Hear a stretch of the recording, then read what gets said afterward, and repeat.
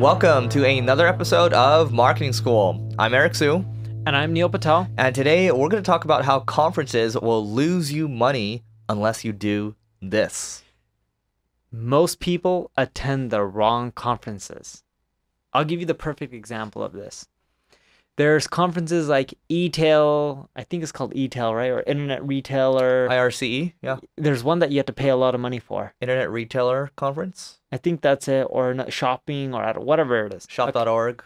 So I know there's conferences where people are paying $10,000, $15,000, $20,000 even for meetings. And they charge you this as an agency.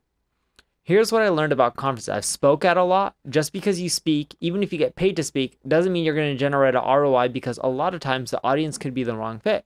For example, I tend to get paid to speak at conferences where there's many more entrepreneurs that are just starting off. Entrepreneurs who are starting off are amazing. I was one of them. Technically, I am one of them right now because I'm starting another business. But it doesn't mean that they're your ideal type of client. You have to find the conference that has your ideal clients. For example, if your ideal clients is an e-commerce conference or e-commerce companies, going to an Internet Retailer 500 type of conference doesn't mean you're going to get more clients. If all the people who are there are associates, junior level people, they're not decision makers and they're not going to sign any contracts with you.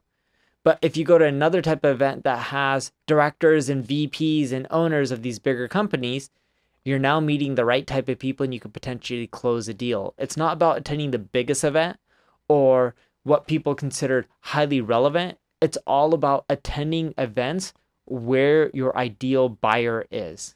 Yeah, it's proximity at the end of the day, right? And the other thing is, if you go to these conferences, let's say you go to the most relevant conference in the world, but if you're an introvert. I'm an introvert, and you get your energy from recovering, and you don't like being around people for a very long time. Well, what you have to do is you maybe bring the party to you, right? I've talked about in the past throwing dinners, for example. So just the other day, I spoke at an e-commerce conference. I threw a dinner there too, and yeah, I did get to interact with a lot of people because I spoke, but I still make sure that I, get to target people that I like to see, and, they show up at a dinner, right? That way you have a lot more control as to, what kind of outcomes you want to achieve. And I agree with Neil too.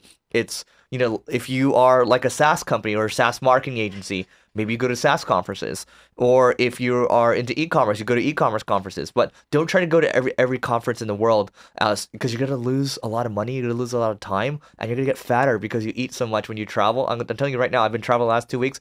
My God, Neil can tell I gained weight too because I've been eating like a fatty. You don't look like you gained weight. No, trust me, I have. But anyway, go. So, and I'm like, I wouldn't know either way. Here's the thing.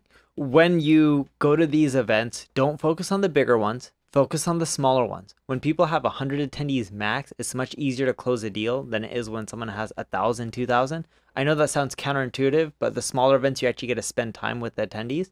The other thing Eric mentioned is get people's cards and do dinners.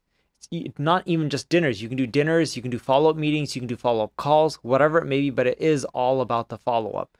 A good example of this is Eric does dinners. And in one of his dinners, someone who goes to his dinner is a client of his, and they do over $100 million a year in revenue. These dinners help him. So it's all about not just networking at the right events, meeting the right people, but it's also the follow-up. Typically, if someone's going to sign up with you, sign for your product, your services, it's not going to happen at that conference. It's going to happen after. People at a conference are there to learn or to meet other people or to network. They're not there to sign the deal on the spot. That typically happens over the next few weeks or month or two.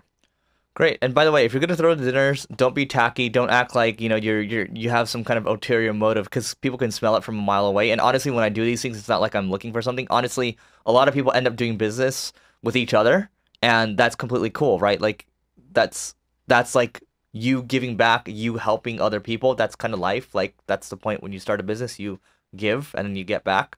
So think about it that way. The final thing I'll say is this. Speaking of conferences, Neil and I will do a free conference if you help us on the journey to getting to 1 million downloads. So we started this journey at 750,000 downloads.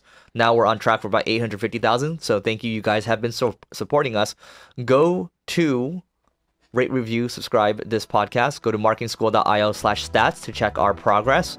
Once we hit that number, we will do the live event in LA. We'll give you food.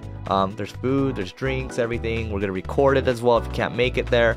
These are the types of events where people have offered us thousands of dollars to attend. We're doing it free. So if you want to come hang out with us, please rate, review, subscribe to this podcast, and we'll see you tomorrow.